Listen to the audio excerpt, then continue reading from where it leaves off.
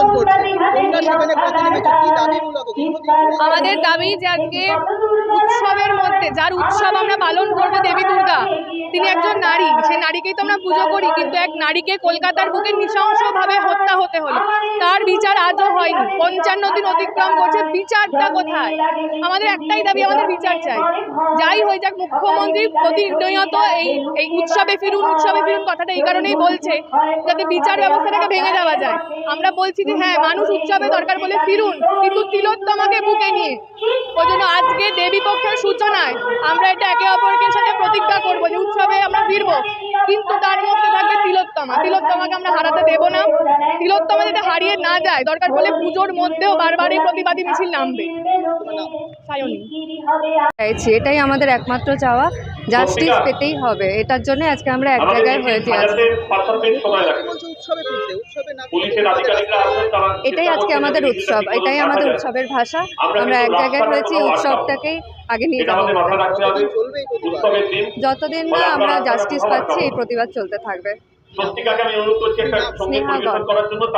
বিভিন্ন জায়গায় এরকম ভাবে মানুষকে প্রতিবাদী হতে বা রাস্তায় নেমে এসছে, না, আমি এই জিনিস কখনো দেখিনি। আমি ভারতের স্বাধীনতা দিবস দেখেছি, আমি কৃষি আন্দোলন দেখেছি, আমি তেভাগার আন্দোলন দেখেছি, আমি ট্রাম ভাড়া বৃদ্ধির বিরুদ্ধে আন্দোলন দেখেছি, আমি বঙ্গ বিহার একত্রীকরণের বিরুদ্ধে বাংলার উত্তাল আন্দোলন দেখেছি। কিন্তু আজকের যে আন্দোলন, যে 50 দিন যাবৎ সমগ্র বাংলার বুকে যে আন্দোলন ছড়িয়ে পড়েছে, এমন আন্দোলন আমি আমার জীবদ্দশায় দেখিনি। এ এক অসাধারণ জাগরণ।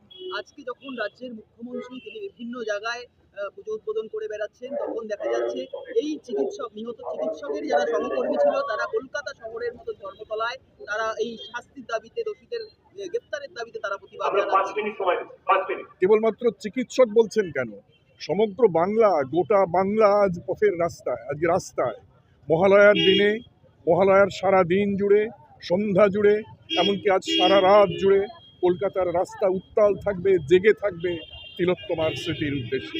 আমি তো বলেছি যে এবারের দেবী পায়ে সোনার নুপুর পায়ে আসেননি, এবারের দেবী এসেছেন তার দু পায়ে বাংলার বেদনার অশ্রু এবং শোণিত ধারায় সিঞ্চিত হয়ে। সুতরাং এই উৎসব প্রতিবাদের উৎসব। যে আনন্দ করছেন করুন, তাকে বাধা দেওয়ার কিছু নেই, কিন্তু সারা বাংলা কাঁদছে, সারা বাংলা আর্তনাদ করছে, সারা বাংলা প্রতিবাদ করছে, এটা বাংলার মানুষ দেখছে। প্রতিবাদী কি পথ দেখাবে? এই প্রতিবাদী নতুন গন্তব্যে পৌঁছবার ঠিকানা আমাদের বলে দেবে। জায়গায় উৎসবের তার মধ্যেও মানুষকে প্রতিবাদ করতে হচ্ছে এবং বারাসাত উৎসবটাকে আজকেই প্রতিবাদ। মূলত কি দাবি? ভয়ঙ্কর পরিস্থিতি ভাই। আমাদের যখন ছেলেমেয়েরা তিলোত্তমার বাড়িতে গেছিল না, ওর মায়েরও হয়তো চোখ দিয়ে রক্ত পড়ছে। তারা বলছেন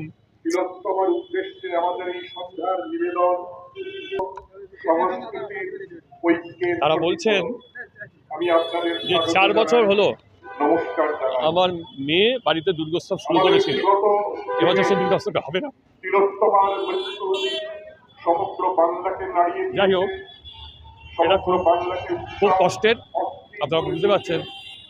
আমার রাজনীতি, আমার সমাজ জীবন, সাংস্কৃতিক জীবন, তার আগে তো আমি তো একটা বাবা।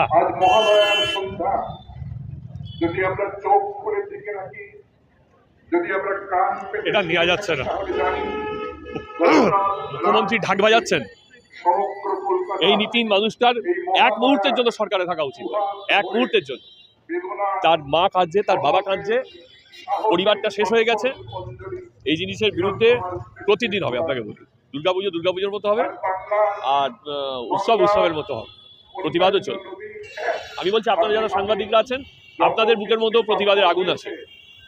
ফলে কোনো অবস্থাতেই এইবারে আমরা, আমার বাড়িতে দুর্গোৎসব হয়তো কালকে আপনারা দেখতে পাবেন, আমার বাড়ির সামনে লাগিয়ে দেবো দুর্গোৎসব নয়, শুধুমাত্র দুর্গা পুজো। টুনি লাইট জ্বলবে না, বাড়ির সামনে তোরণ হবে না, ভোগ বিতরণ হবে না, ঢাক আসবে, পুজোর উপকরণ হিসেবে শুধুমাত্র ওইটুকু সময়ের জন্য বাজবে। ফলে আমি আপনাদের বলি, প্রতিবাদ চলবে, প্রতিবাদকে ডাইলুট করা যাবে না।